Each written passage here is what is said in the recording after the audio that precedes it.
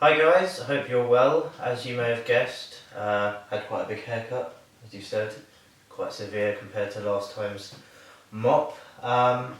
Anyway, what we're going to be doing is some photo montages, I believe it is, that you want to do today. Yeah, we just thought maybe we'd do a bit of a variation. I would like to tell people about 2 years ago, January 2014, with Charlotte's cancer story, that she had her MRI scan having had 6 weeks of radiotherapy, and she was still on chemotherapy. And she did have her scan, and her consultant said that it had made a significant reduction in her tumours, and I firmly believe if it hadn't been the radiotherapy she would have passed by Christmas that year. So I just wanted to give you a little insight into how the radiotherapy really did help tremendously for Charlotte. The other thing I wanted to say was it was actually a year ago today, I look back on my calendar, that we went to the hospital to see about clinical trials for Charlotte, and we found that actually there are no clinical trials. There were none running, not for anaplastic astrocytoma, which was her type of cancer. We were absolutely devastated. Charlotte was in an awful state because it was a death sentence, and this was before we even knew about the glioblastoma, so there was an awful lot going on at that time. Our charity hopefully will change things. We're still just waiting for the paperwork to come through, but we're very much hoping that that will move things forward, as there is so little funding to go in. Next week we're going to be talking about Stand Up to Cancer, because we're actually promoting on Facebook the following week some photographs, and obviously we want to really go into a bit more depth about if people could also support our charity as well.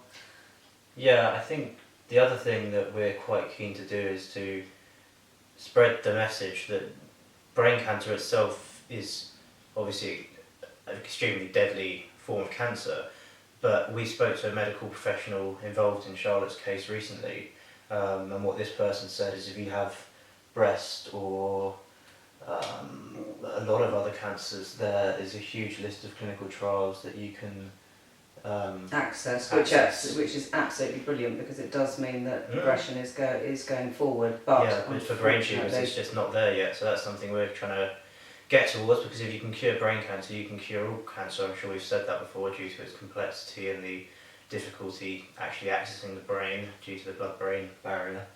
So yes, it's just quite an interesting point.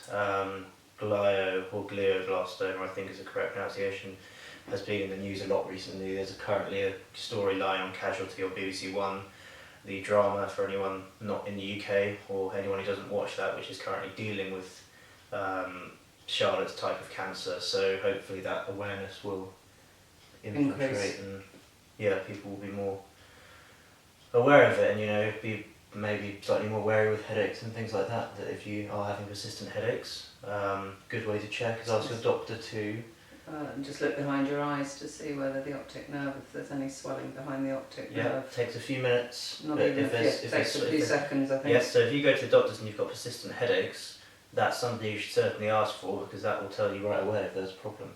Yes. And that's something we're really driving towards, is trying to get that almost into medical legislation. That it's such a tiny procedure.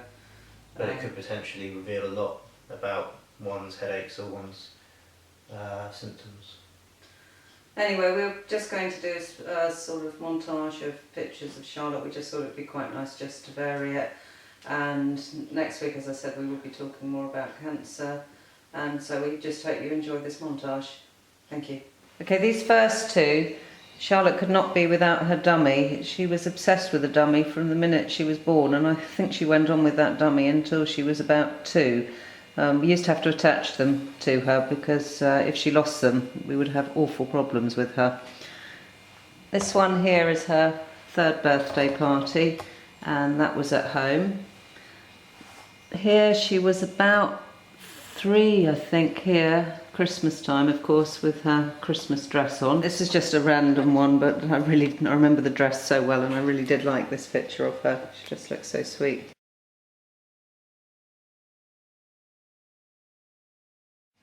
For years we always had the Easter egg hunt, and we used to have the little buckets, and then we used to go out Easter egg hunting. Well, we used to have to send them off, and then we used to hide all the eggs, and I do remember that dress because I remember I got it in Marks and Spencer's. She really loved that one.